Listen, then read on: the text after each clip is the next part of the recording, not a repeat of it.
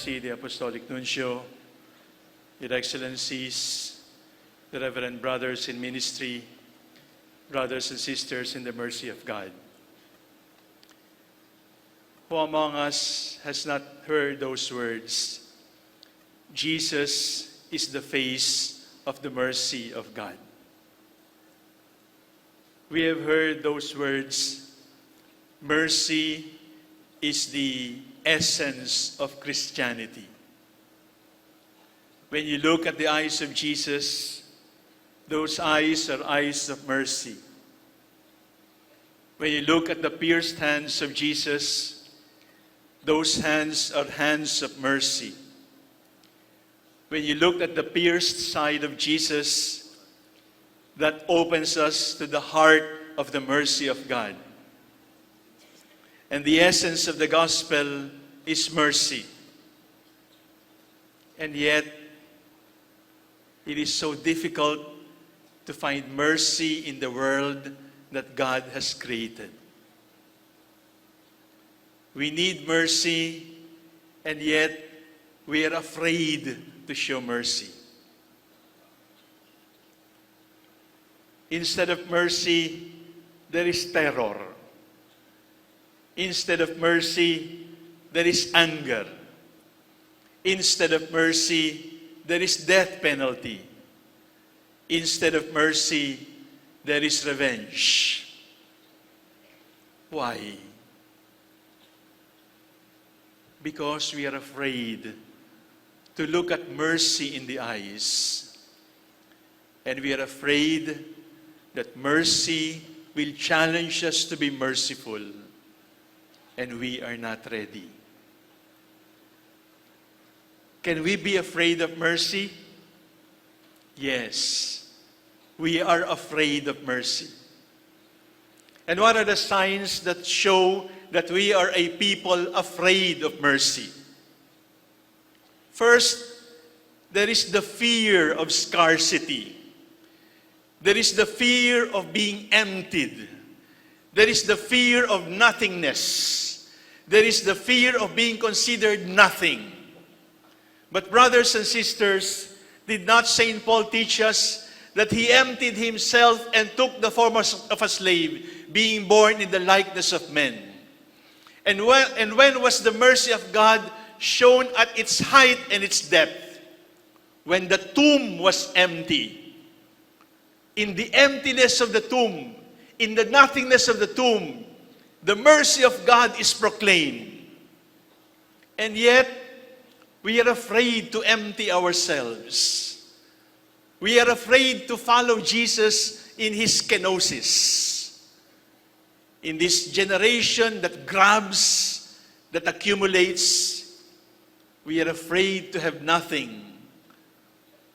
But it is only when we have nothing that we can truly allow the gospel of mercy to really shine through us. When we become so full of ourselves, when we become so full of our attachments, when we become so full of our own personal dreams and ambitions, then mercy becomes impossible to live, mercy becomes impossible to share. Afraid of emptying. Afraid of nothingness. Afraid of scarcity.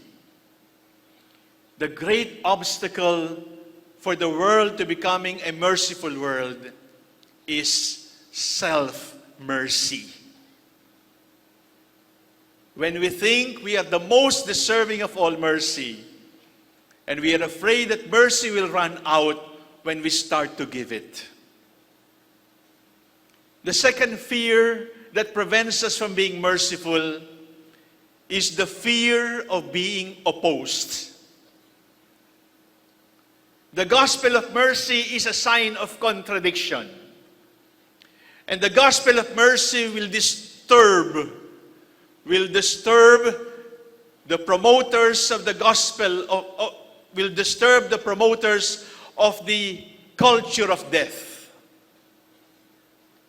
When you fight the enemy, when you fight evil, evil will strike you back. And so, we choose to keep quiet in the caves of our security, in the caves of our safety, so that people will say nothing against us. But brothers and sisters in Christ, the destiny of people who show mercy is martyrdom. And martyrdom is a great act of mercy. And if we want to become a world that is capable of showing mercy, we must be ready to die for one another.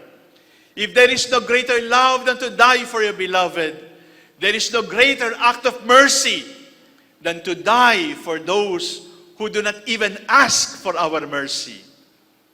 Because that is how God dealt with us. When we were still sinners, God loved us. When we were most unfaithful, God died on the cross for us. Do not be afraid to be opposed. Do not be afraid of the cross. Do not be afraid of being martyrs for mercy, because that is the destiny of those who follow the divine mercy. There is still the fear, not just of opposition, but there is the fear of being weak. We associate mercy with weakness. But believe me, brothers and sisters, God is almighty because God is merciful. And the strength of God is in being merciful, is in being compassionate. We are afraid people will fool around. We are afraid people will deceive us. And in order to protect ourselves, we withhold mercy. In order to protect ourselves, we refuse to give mercy. Because nobody ever dare to call me foolish. But isn't that how Christians are called? Fools for Christ. If we are not ready to be called fools for the merciful Christ, then we might be worshiping another God and not the God of mercy. Afraid of emptying, afraid of being nothing, afraid of being opposed, afraid of pain and suffering, afraid of being too soft. And there is still another fear, the fear of silence. We always want to be doing something. And yet, the scriptures are clear. Be still and know that I am God. The mercy of God challenges us that the essence of our Christianity is not in having, is not in acting, is not in doing, but in being. In being still, and in the silence, to allow the language of God to speak to us. In the midst of the cacophony of noise in the world, the opposing glittering lights, let us just choose to be quiet, to be still, and to allow that silence to speak to us. And lastly, the fear of waiting. Mercy challenges us to wait for the kairos, to wait for the right time, to wait for God's time. But we say time is gold, and we say time is money, and time lost can never be recovered. But it is the time that you spend with your rose that makes your rose very special. And it is the time that you spend in waiting that makes love truly awesome, truly divine. Brothers and sisters, the mercy of God challenges us to wait. Do not be afraid to wait, because love is patient and love always waits. Do not be afraid to wait, even if it takes forever. Do not be afraid to keep quiet, to be still and allow the Lord to speak to you. Do not be afraid of tenderness. Do not be afraid to be soft, because only the strong can be merciful. Do not be afraid of being opposed. Do not be afraid of the gospel of mercy, which is the gospel of contradiction. It will be opposed by a world that knows only death. It will be opposed by a world that knows only revenge. It will be opposed by a society that knows only anger.